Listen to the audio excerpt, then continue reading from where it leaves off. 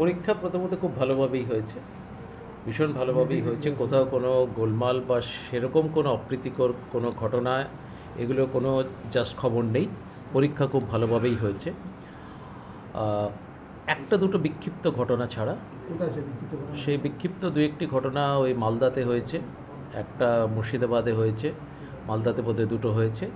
আর কিছু কিছু ঘটনা ঘটেছিল মানে যেগুলো স্টুডেন্টরা মানে ছাত্রছাত্রীরা অসুস্থ হয়ে গেছে বা অ্যাক্সিডেন্টের জন্য হাসপাতালে ভর্তি হতে হয়েছিল, সেই সব জায়গাতেও আমরা হাসপাতালে থেকেও তাদের কিন্তু পরীক্ষার বন্দোবস্ত করেছি। আর উচ্চ মাধ্যমিক শিক্ষা সংসদ ভীষণভাবেই কিন্তু স্টুডেন্ট ফ্রেন্ডলি, মানে ছাত্র স্বার্থের কথা কিন্তু ছাত্রছাত্রীদের স্বার্থের কথা বিবেচনা করে যারা পরীক্ষা দেওয়ার মতো অবস্থায় রয়েছে তাদেরকে হাসপাতাল থেকেও পরীক্ষা দেওয়ার কিন্তু বন্দোবস্ত করেছে। সব জায়গাতেই আমরা হসপিটাল থেকে আমরা কিন্তু সেই মানবিক কারণে সমস্ত আমরা কিন্তু সেটা আমরা হসপিটাল থেকে পরীক্ষা দেওয়ার ব্যবস্থা করেছিলাম। পরীক্ষার্থীরা মোবাইলে ধরা পড়েছে কবে সেটা বলছি। এছাড়াও কিছু কিছু ক্ষেত্রে দু একটি ঘটনা ঘটেছে যেখানে অ্যাক্সিডেন্ট হয়েছে, যেখানে ক্লাস 11-এর বাচ্চারা বা 12-এর বাচ্চারা তারা ইনজিওর্ড হয়েও তারা হয়তো হসপিটালে ভর্তি হলে আমরা পরীক্ষার বন্দোবস্ত করেছি। আর মোবাইলে ঘটনাটা এবার আমরা খুব স্ট্রিক্ট একটা ব্যবস্থা নিয়েছিলাম, যেটা পাবলিক এক্সামিনেশনে এই রাজ্যে প্রথম হয়েছে, মানে মাধ্যমিক উচ্চ মাধ্যমিকের মধ্যে এই রাজ্যে প্রথম হলো যে সমস্ত ভেন্যুতে মেটাল ডিটেক্টর ইউজ করা হয়েছে। কাউন্সিল এর আগে শুধু সেন্সিটিভ ভেন্যুতে শুধুমাত্র মেটাল ডিটেক্টর ইউজ করত। এবার আমরা 2089 ভেন্যুস ছিল, প্রত্যেকটাতেই আমরা কিন্তু মেটাল ডিটেক্টর ইউজ করেছি। এবং মেটাল ডিটেক্টর ইউজ করাতে কিন্তু যথেষ্ট সাফল্য পাওয়া গেছে। এই যে ছাত্রছাত্রীদের মধ্যে একটা প্রবণতা এসেছিল যে পরীক্ষার সময় তারা মোবাইল নিয়ে এক্সাম হলে ঢুকবে, মোবাইল অথবা ইলেকট্রনিক কমিউনিকেশন গ্যাজেটস, মানে সেটা ব্লুটুথ হেডফোন হতে পারে বা কিছু হতে পারে, তো সেই জিনিসটা কিন্তু আমরা অনেকাংশেই কিন্তু আটকাতে সফল হয়েছি। তা সত্ত্বেও কিছু কিছু ক্ষেত্রে তারা মোবাইল নিয়ে ঢুকে গেছে, সেই চেকিং বা ফ্রিস্কিংকে বাইপাস করেও যারা ঢুকেছে, টোটাল এখন অবধি 7 জন, আমার কাছে যা হিসেব আছে 7 জন মোবাইল সহ তারা ধরা পড়েছে। এবং মোবাইল সহ যদি কেউ ধরা পড়ে তাতে আমাদের ঘোষিত সেটা নীতিই ছিল যে সমস্ত পরীক্ষা তার বাতিল, মানে তার এনরোলমেন্টটাই এই বছরের মতো ক্যান্সেল। এই বছরের মতো তার টোটাল এনরোলমেন্ট ক্যান্সেল। ভুয়ো পরীক্ষার্থী কিন্তু কোথাও ধরা পড়েনি, ইমপার্সনিফিকেশন যেটা সেটা হয়নি। যারা অ্যাক্সিডেন্টাল কারণে পরীক্ষা দিতে পারেনি তাদের কোনো পরীক্ষার ব্যবস্থা, স্পেশাল ব্যবস্থা না, যারা দিতে মানে অ্যাক্সিডেন্ট হয়েও ইনজিওর্ড অবস্থায় যারা পরীক্ষা দিতে পেরেছে, ইভেন তাদের জন্য আমরা রাইটারও দিয়েছি। মানে ধরুন সে তার হাত ভেঙে গেছে, বাইক অ্যাক্সিডেন্ট হয়েছে, হাত ভেঙে গেল, সে লেখার মতো কন্ডিশনে নেই, সাংঘাতিক ইনজিওর্ড, কিন্তু মানে ব্রেনটা ঠিকঠাক কাজ করছে, তো সেসব ক্ষেত্রে আমরা রাইটারও অ্যারেঞ্জ করে দিয়েছি, এক্সট্রা টাইমও দিয়েছি যাতে তারা পরীক্ষাটা দিতে পারে। কিন্তু একদম পরীক্ষা দেওয়ার মতো যদি কন্ডিশন না হয় তাহলে সেক্ষেত্রে স্পেশাল পরীক্ষা ডেফিনেটলি আর আলাদা করে সম্ভব না। সেক্ষেত্রে তারা সামনের বছর আবার পরীক্ষা দেবে, just as a continuing candidate হিসেবে। এবার ছাত্রীর সংখ্যা কত ছিল? অনেক বেশি ছিল, মানে ছাত্রীর সংখ্যা প্রায় 47,000 থেকে 50,000 মতো বেশি ছিল ওভারঅল।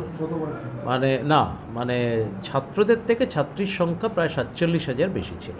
মানে টোটাল ধরুন 5,09,000 হচ্ছে আমার টোটাল পরীক্ষার্থী, তার মধ্যে ছাত্রীর সংখ্যা ছাত্রর থেকে 47,000 বেশি ছিল। এটা এই ট্রেন্ডটা অনেক দিন ধরেই আছে, লাস্ট বেশ গত কয়েক বছর ধরে খুবই প্রমিনেন্ট। এখানে যে সরকারের যেসব মানে সমস্ত মানে মেয়েদের জন্য বা মহিলাদের জন্যে যে পার্টিকুলার প্রকল্পগুলো নেওয়া হয়েছে, কন্যাশ্রী বা অন্যান্য জাতীয় যেসব সমস্ত প্রকল্প আছে, তারই এটা অনেকাংশে সুফল। ছাত্রের সংখ্যা কম হচ্ছে না, ছাত্রের সংখ্যা কম কোথাও হচ্ছে না, ছাত্রীরা এগিয়ে আসছে, ছাত্রীরা পড়াশোনা করছে। আগে ছাত্রীরা যে ড্রপ করতো, যে পড়াশোনাটা করতো না, অনেকেই মাধ্যমিকের পর তারা বসে যেত, সেই জিনিসটা করছে না।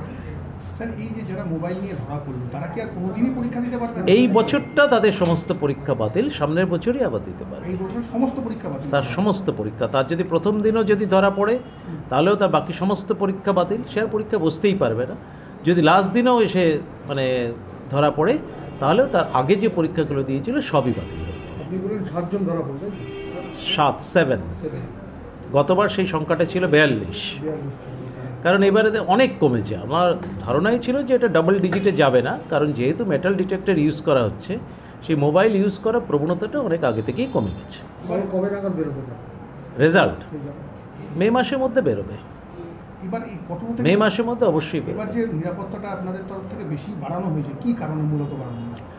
পরীক্ষাটা যাতে পরীক্ষার মতো হয়, আমার হচ্ছে এটাই সবসময় আমি সবাইকেই বলেছি, সেটা শুধু মোবাইলের ব্যাপারে নয়, ওভারঅল পরীক্ষার যে ডিসিপ্লিন বা স্যাংটিটি অফ দি এক্সামিনেশন, টোকাটুকি, এই জাতীয় জিনিসগুলো যতটা সম্ভব পেরেছি আমরা আটকানোর চেষ্টা করেছি, কারণ যাতে পরীক্ষাটা পরীক্ষার মতো হয়, যাতে স্যাংটিটি অফ দি এক্সামিনেশন যাতে বজায় থাকে। আজকে শেষ পরীক্ষা, ছাত্রছাত্রীদের এই পরীক্ষা নিয়ে কী প্রতিক্রিয়া পেলেন?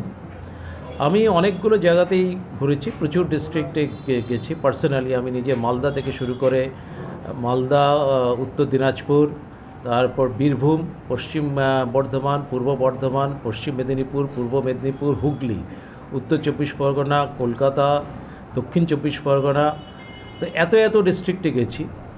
তো এছাড়া আমাদের পক্ষ থেকে সেক্রেটারি ম্যাডামও অনেকগুলো ডিস্ট্রিক্টে গেছেন, উনি অ্যাডিশনালি হাওড়াতেও গেছেন।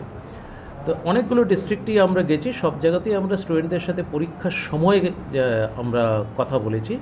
প্রত্যেকেই কিন্তু খুশি, কারোরই মানে প্রত্যেকের প্রতিক্রিয়া অত্যন্ত কিন্তু পজিটিভ বলবো, যে তারা সবাই কিন্তু কোয়েশ্চেন পেয়ে খুশি হয়েছে।